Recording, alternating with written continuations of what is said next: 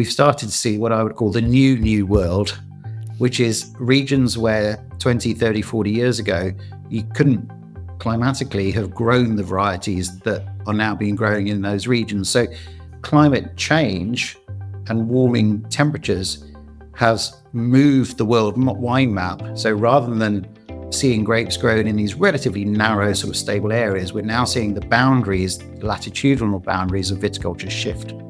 Those new regions, I'm sitting in one now, England. Yeah. There's some good sort of microclimatic suitability in parts of Wales. We're seeing that boundary shift further north. The other regions that I'm getting excited about is Scandinavia as a whole and parts of Central Europe, so the Benelux countries, Amsterdam, Belgium, Poland, then up into sort of Sweden, Denmark. We're seeing vineyards already emerge within these areas, producing some really good wines. We've got parts of India and parts of China that are coming into suitability zones that weren't there previously. This climate change, the underlying trend is opening up new areas. But I do want to throw in some caution. The other element of climate change, which is really critical, is variability and extremes. So these new areas on a map or looking at a model might look great, but when you actually consider you plant a vine, it's going to be in the ground for 35, 40, 50 years, the variability we're seeing can be extreme. And that might mean that although technically you've got the ability to ripen grapes, it's not on a year-to-year basis. The old world have had centuries where they've had relatively stable climates, and therefore there's been a relative consistency. What we're seeing in the new areas now is, as well as looking for areas that are warm enough, we're looking for areas that have got the stability to be able to give consistency. The one really valuable tool that I don't think the global wine world has explored enough yet, and it's only really starting to come to the fore now, is to adopt what are called regenerative viticulture approaches. So this is where we're trying to rebuild soil health, capture carbon, keep nutrients in the soil, plant cover crops to increase biodiversity, and at the same time, we help trap moisture into the ground. If we plant trees in vineyards, they provide natural shading.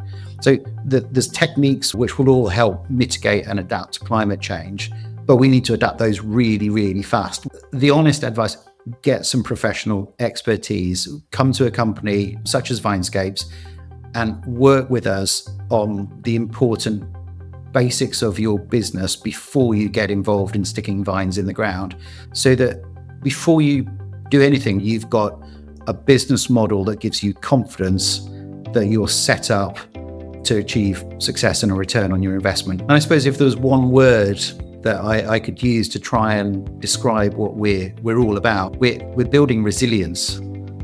That's the objective, is to create sustainable, resilient wine production businesses that we get pride from. And our pride doesn't come from planting the vine in the ground. Our pride comes from that exceptional bottle of wine at the end of it, when people realize the journey they've been on.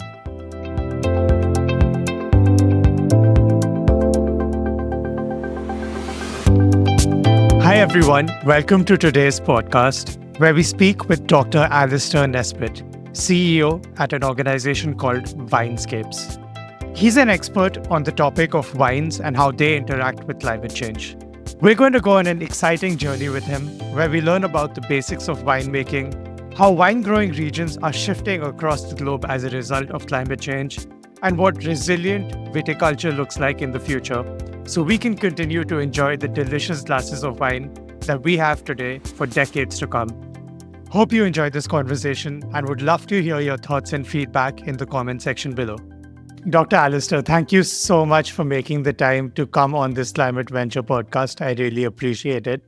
To start with, I'd love to get a quick introduction from you, hear about your background and your journey so far. Well, I'm the CEO of a company called Vinescapes. Vinescapes is primarily a consultancy that advises people or companies involved in viticulture, so grape growing and winemaking and wine marketing around the world, on issues related to climate change and climate resilience. My background in the world of wine started about 25 years ago in the Southern Hemisphere, picking grapes in parts of Australia and parts of New Zealand. And I thought nothing of it as a career option. I was backpacking. I'd run out of money. It was a good way to earn some cash. And so I thoroughly enjoyed my time doing it. And when I came back to the UK, I decided that I'd enjoyed it so much that I actually wanted to study viticulture, which is the science of grape growing, and oenology, which is the science of winemaking. And I did a degree in the UK at a place called Plumpton College in Sussex, southeast England. And I found as I was doing that, I became more and more interested in the vine growing side than the winemaking side, and in particular about sustainability and how we can improve sustainability in vineyard environments to make the whole growing process more environmentally healthy.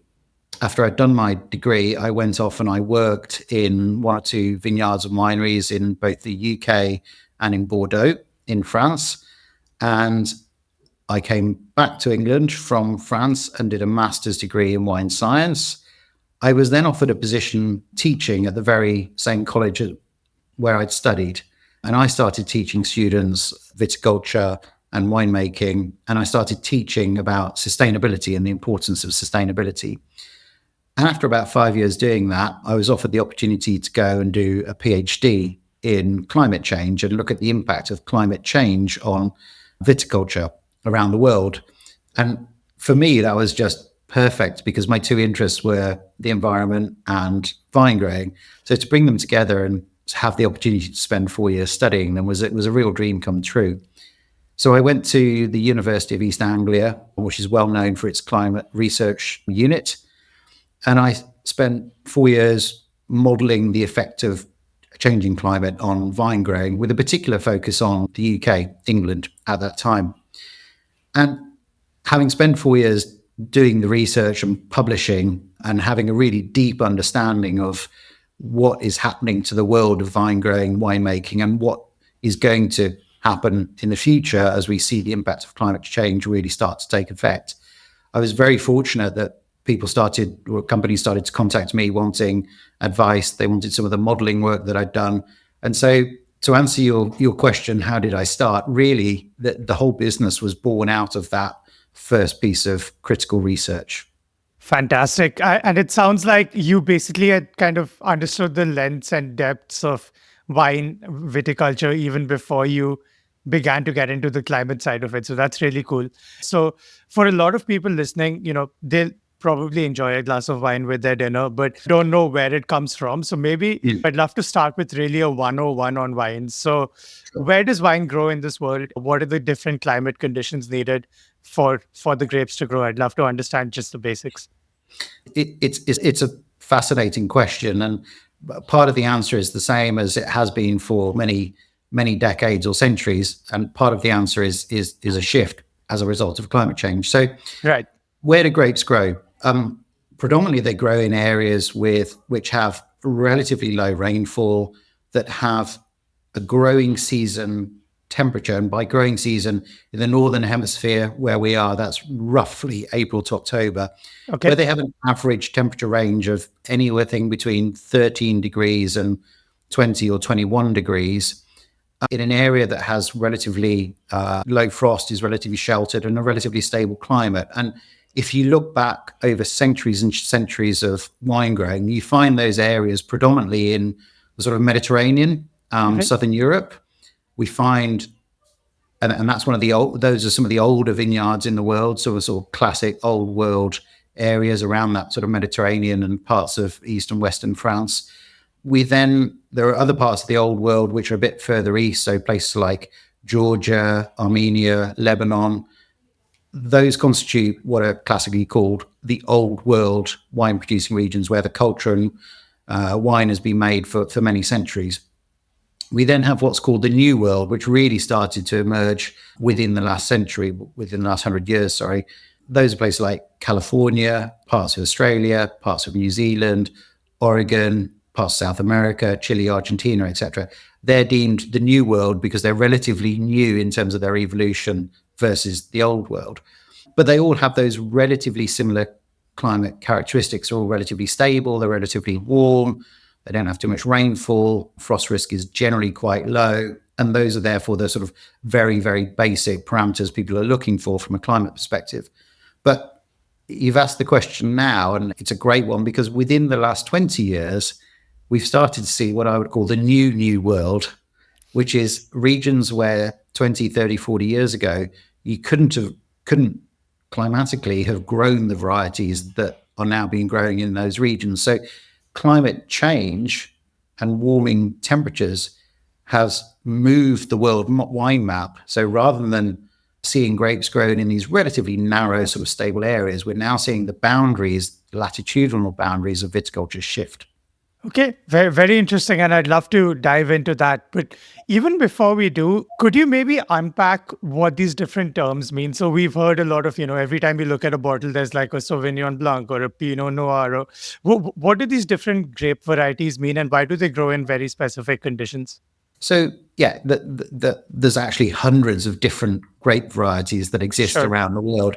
There's probably only 15 to 20 that are really well known, and they're the dominant varieties that you see on supermarket shelves having been turned into wine. Right. Each one of those different varieties will have ideal growing season conditions. So they'll have ideal temperature ranges. They'll Right. have ideal sort of climatic patterns during the growing season that they are adapted to and that you can make wine from. So each grape varieties are very sensitive to just little changes in temperature, which is why you've probably heard of vintages in wine. We have good Right. vintages, we have poor vintages, we have average vintages. It's normally the weather that dictates those, but they're operating in sort of fine bands of suitability. So each one of those varieties, whether it's Cabernet Sauvignon, Sauvignon Blanc, Merlot, Shiraz, Pinot Noir, Riesling, etc., they all have ideal climatic characteristics that they grow in. They also have very specific, relatively specific topographical and soil properties that those vines grow well in. Okay. Yeah. No, thanks for explaining that in a bit more detail. So you also mentioned climate change, and you kind of mentioned the boundaries of wine growing shifting. I'm going to pose this question in maybe what's quite a beginner way of thinking about it, but then I'd love to use that as a segue to talk about climate change. Okay. So we know champagne is called champagne because it's been legally, deemed to grow in a particular region. So both in Mhm. terms of the methodology used as well as the different grapes. So my very basic knowledge is that it's Pinot Noir, Meunier, and Chardonnay grapes. Perfect. Yeah, and they all grow in the Champagne region. So with all of the different, factors, climate changing and different things happening, will champagne always grow in Champagne, or is there a reason to believe that with climate change, some of these factors will shift and there would be a need for it to come from somewhere else? Yeah. So technically, champagne will always grow in Champagne because you can only produce champagne in that Right. appellation. Interestingly, you're right. You mentioned the three main varieties Yeah. There are four or five other varieties which are allowed, but they're used in a much less capacity, and they're relatively restricted. One Right. of those new varieties is Voltis, which is a disease-resistant hybrid, which has been allowed in small proportions of blends now in the Champagne Okay. region, that area looks to become more sustainable and manageable in the face of climate change and disease pressures. But to get to the crux of the question, those three varieties that you mentioned, they now grow very well in other parts of the world, and England, parts of Wales are two of those areas where we can grow Chardonnay, Meunier, Pinot Noir to the same quality parameters as have been achieved in the past within the Champagne region. And that Right. is as a result of warming temperatures opening up other parts of the world to give them an environment or a climatic envelope that is similar to those which have been found in the Champagne region of past. And then when you put on top of that the topography, the Mhm. soil, terroir similarities, you've got a very analogous situation. So we can grow the same varieties, we can make really high quality sparkling wine. We can't call it champagne. That's the key. So when you talk about the new world and these new regions that are opening up, what are some of the newest regions that I think you're excited about and you think there's a lot of opportunity to grow wine in the future? Mhm. Um, Those new regions, I'm sitting in one now, England, Yeah, and not just southeast England, but eastern England, parts of southwest England, parts of central England, parts of southern England. Wales, we're seeing some really good wines coming out of areas within Wales. There's some good sort of microclimatic suitability in parts of Wales.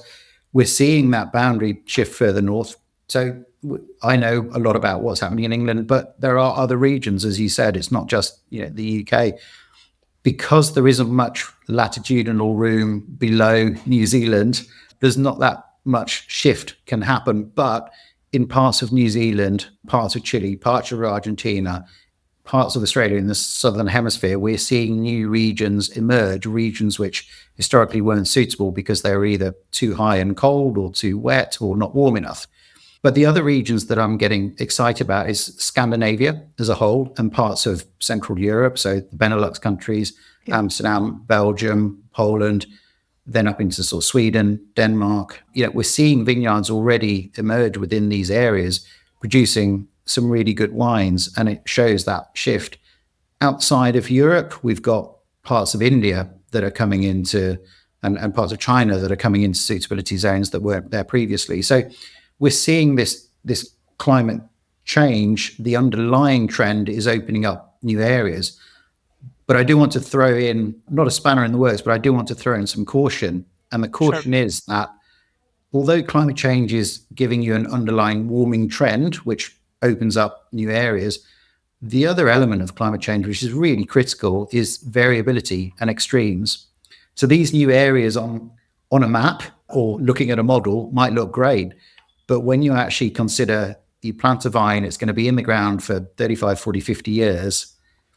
The variability we're seeing, even in the UK, this year is a great example, can be extreme. And that might mean that although technically you've got the ability to ripen grapes, it's not on a year-to-year basis.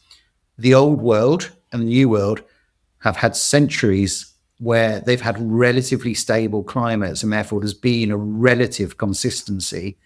What we're seeing in the new areas now is, as well as looking for areas that are warm enough, we're looking for areas that have got the stability to be able to give consistency.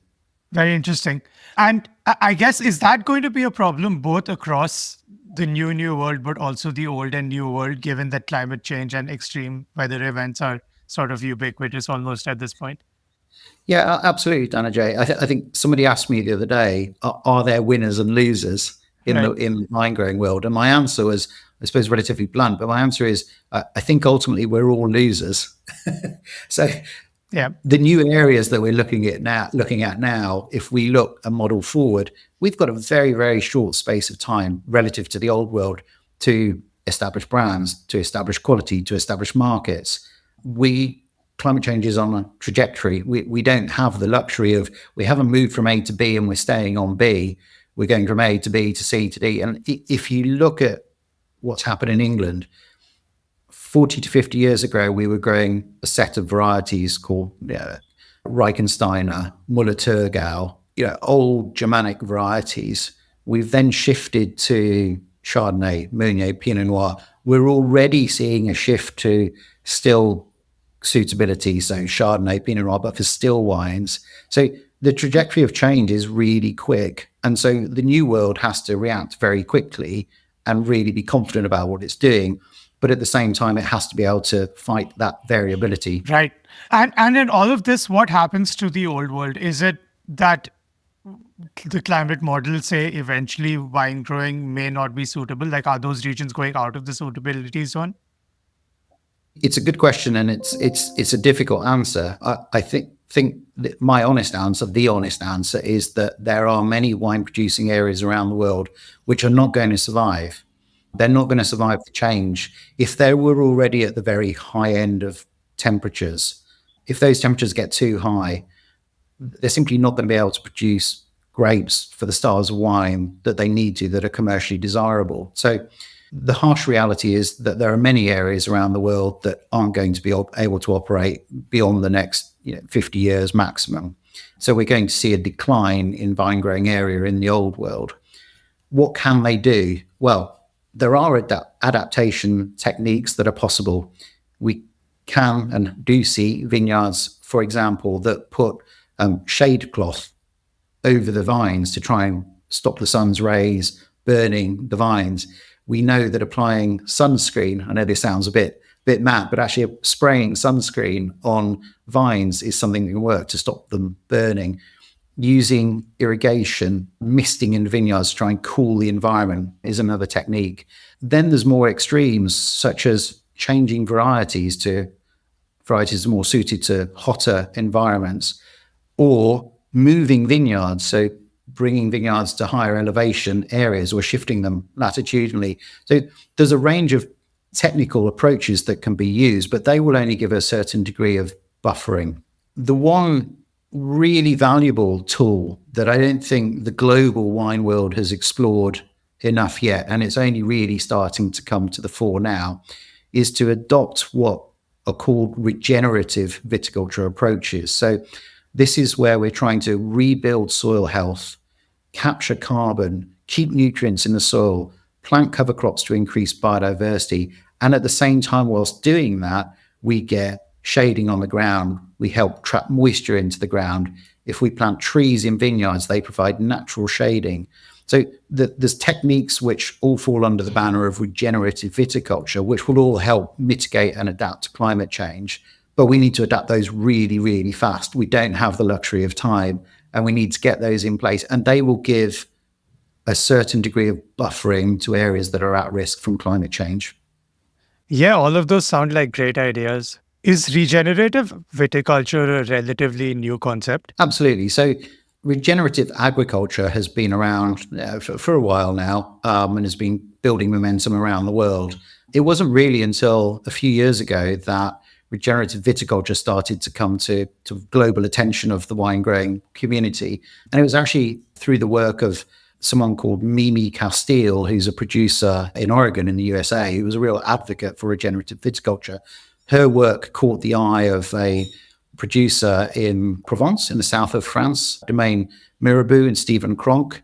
And Mimi and Stephen and myself set up what's called the Regenerative Viticulture Foundation. And we're a charity, we're an advocacy for regenerative viticulture because we strongly believe in the science and the power of what can be achieved. So first thing to say is anybody who's got an interest in this area, please Google the Regenerative Viticulture Foundation, and there's everything on there from sort of background to the organization and our approach, but there's also guides to how to become more regenerative and practices you can use. So really, since the foundation has formed several years ago, the knowledge has started to spread about what the potential is for regenerative viticulture. Super interesting. Given that it seems to be in the interest of growers to adopt these practices for longer term resilience, why hasn't regenerative viticulture already been adopted at scale? Why hasn't it been adopted before? I think the old world wine regions in particular have had and still do have very entrenched methods as to how their field should be farmed, their grapes should be grown, and their wine should be produced. And those are methods that have been passed down from generation to generation. So some of them have worked really well up to now, but with the state of the environment and state of the climate as it is, there's a recognition that something has to change if we want to continue having healthy vineyards. So making that change happen isn't easy, but it's small baby steps, and it's understanding that actually change in the way that viticulture has been practiced in some of these areas for a long time needs to happen. It can happen, and there's actually relatively risk-averse ways of making that happen. So there's a cultural dynamic to this. We're looking at changing practices that have been around a long time. We're looking to altering the cultures that have been there.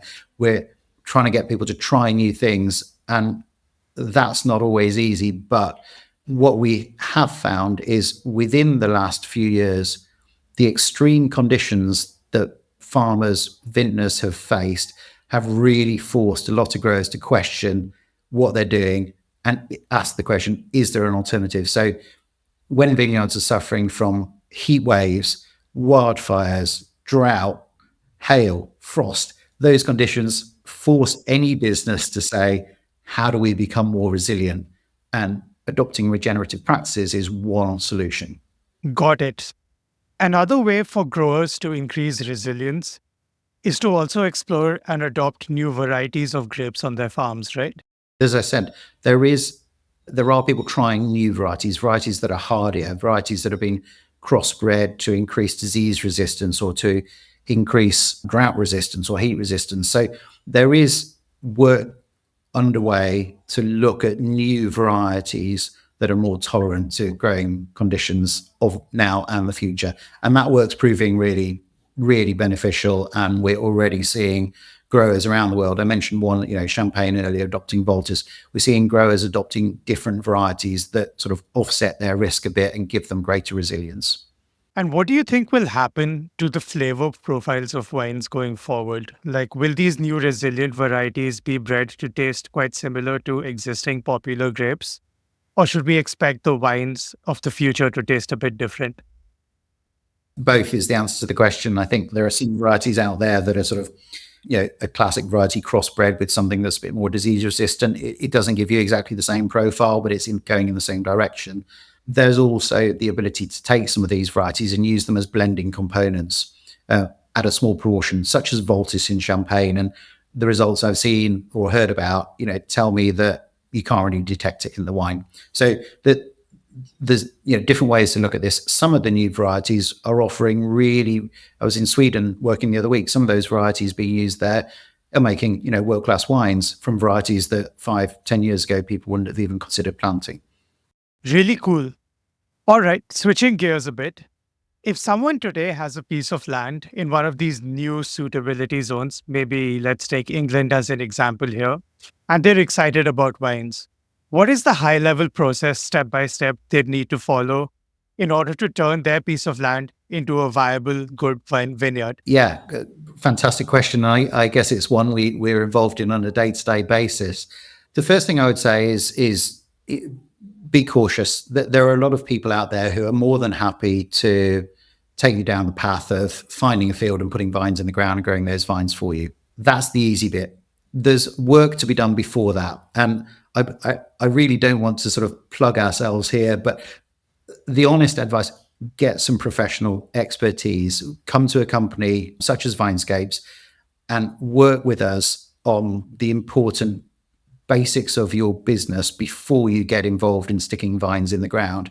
So we offer services around business planning, financial forecasting, business strategy, financial modeling, identifying routes to market, identifying wine styles and opportunities within the market for those wine styles, linking those together with what are the climatic and terroir opportunities of a particular area or land, so that before you do anything, before you invest in anything to do with the vineyard or winery, you've got a business model that gives you confidence that you're set up to achieve success and a return on your investment. And the reason I say that, I know it might sound very dry, and it's the same for any business model, but it's very easy to get sucked into the wine world with rose-tinted glasses and think, I just want my own vineyard. I just want to produce the best Chardonnay in the world or the best Pinot Noir. That won't happen if your business doesn't work. It's a very competitive sector you're getting into. It's a high investment game. It's a long-term investment. You really have to have that passion, and you have to have the investment to see you through at least 10, 20 years before you start to get a return in. So go in with your eyes open, do your due diligence, speak to someone like ourselves, get your business model set up. At that point, then when you're happy with the figures and you're happy with the investment, then let's go looking for land and thinking about what to plant where. Yes, all super sensible advice. I'm curious, what do the unit economics of a typical bottle of wine look like? If you think about the bottle on a supermarket shelf, what percentage of those costs have come from different points in the value chain? It's a question that's almost impossible to answer, and the reason being it changes so much from region to region, vineyard to vineyard. So much will depend on the styles of wine you're making, the market you're aiming for, whether you're going for bulk wine, whether you're going for can wine, whether you're going for high-end, high-quality sparkling wine, still wines.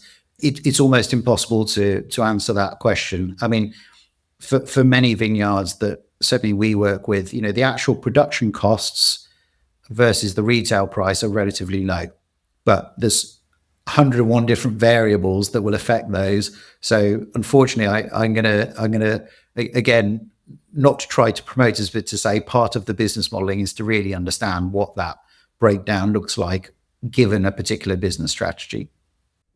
I see. And looking into the future, if we look at the supply and demand dynamics of wine, is wine supply and demand expected to increase or decrease with time?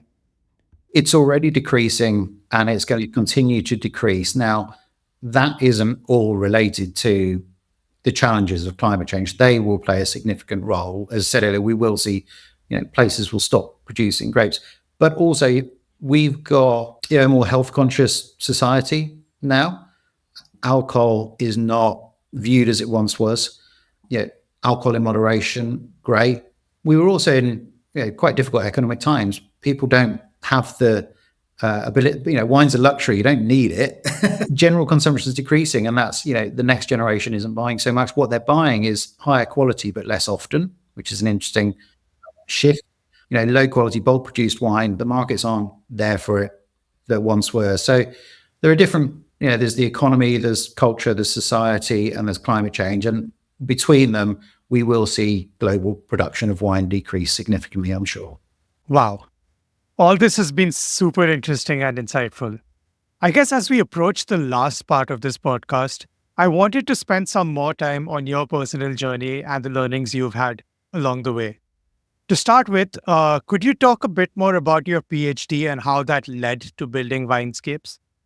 So one of the areas of research in my PhD was to actually look at a new region, i.e. England and Wales, two new regions, and say, well, if I was going to put a vineyard anywhere, where would it be? Vine growing and winemaking is a very emotive subject. So there's lots of opinions around about, I'd plant here or I'd plant there and I wouldn't plant there because it's too windy or whatever. And I thought, well, there has to be a scientific way of doing this. So I spent 2 years creating a computer model, which mapped every 50 by 50 meters of land in England and Wales and looked at all of the parameters you'd have to consider to try and find that ideal vine growing site, to give me a tool that I could then take to market and say, don't rely on, old wives' tales, or don't rely on sort of subjective views as to where might be the best place. Let's look at the data and let's look at what true data tells us. And I guess, as I said earlier, that's how the business was born, was really just selling those data products and identifying really good areas of land. Now we've got it, it's not difficult to do. And actually we apply it in different countries around the world. But how did we get beyond that? Well, once we really sort of nailed this, how do you find a good location to plant question, and we brought in expertise to help with advising clients on the business strategy and business modeling side of things. We then started to grow because once we'd identified a site, people wanted us to then help them grow grapes. And as I mentioned, I've got a degree in viticulture, a degree in enology, but we brought in additional expertise. We've got members of staff who've got 20, 30, 40 years experience of working around the world growing grapes to advise our clients on how to actually practice for good quality, sustainable viticulture and implement that in their vineyards. So we grew. We now provide a range of consultancy services, a range of management services, and a range of packages that growers in the UK particularly can purchase or work with us on to give them resilient, sustainable vineyards. So that's, if you like, the core of the business. But we also still have a real interest in climate science and research. So we're involved in multiple research-based projects to do with climate change modeling, climate change risk analysis. And I suppose if there was one word that I could use to try and describe what we're all about and what we're doing with our clients, we're building resilience. That's the objective, is to create sustainable, resilient wine production businesses that we get pride from. And our pride doesn't come from planting the vine in the ground. Our pride comes from that exceptional bottle of wine at the end of it when people realize the journey they've been on. That's a really inspiring way to think about your work. Looking back at the journey so far, what are some projects you've worked on that have been the most exciting for you? There are several vineyards in England that we've been involved with, which I'm genuinely excited about, and they haven't got to the stage where they're realizing their potential yet. One or two of those are actually the ones I sort of get most excited about are the small boutique growers where they're just focused on quality rather than quantity, and the passion is there. And I can't wait to see what they're going to produce in the next sort of 5 to 10 years. I think outside of the UK, we've got a project on the go in India at the moment, trying to identify really, really high quality areas within India that haven't been looked at before. And I started to see in parts of England, which was microclimates or areas of land that you think actually there's an analogy between that area and somewhere in the old world 30 years ago. And I get excited about, the potential there. Coming back to England, I think, the one thing I'm really proud about and excited about was my research identified the Crouch Valley area of Essex as being, having potential to be one of the best growing areas in England. And we're now actually seeing that being realized. And that gives me pride to say, well, I did the research, shouted about it. We've seen a 500% increase in vineyards in that area, and the quality of the fruit and the quality of the wine is really successful. So that demonstrates the power of the science and the power of the research. Wow. I guess to close things off for this podcast, I'd love to get some advice from you. At least some of the viewers here would be interested in potentially starting a climate-focused organization of their own. What is the advice or guidance you have for them based on your experience of running a climate-focused business for several years now? Yeah, really good question. I think for me, what I found was building a business that's based on data, science, objective assessments of risk has been, really a really strong force. It doesn't mean that you need to go and do what I did and do a PhD in something or even any degree in something and kind of analyze sort of base data, but take solid science and data and apply it to whatever it is you're looking to achieve. I think that will give credibility, and it gives reassurance. We're in a world where there's a lot of people setting up businesses which relate to climate or relate to the environment, and risk is, I believe, that there's a lot of what I'm going to call greenwashing.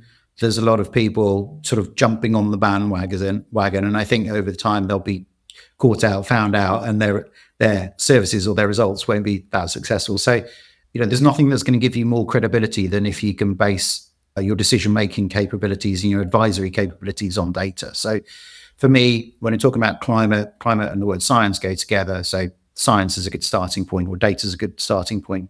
I think having the ability to identify both opportunities and risks is really important. I think most companies, businesses that are operating around the world, they're looking for visibility. They want to understand what's coming down the line. That might be from a regulatory perspective. It might be from a product perspective. It might be from a human resource perspective. So looking to identify, get ahead of the game and looking to identify where those opportunities and risks are really important. So I know this sounds very basic, but do your homework, set your base up, and then be willing to put in years and years of really hard work. Thanks for listening in.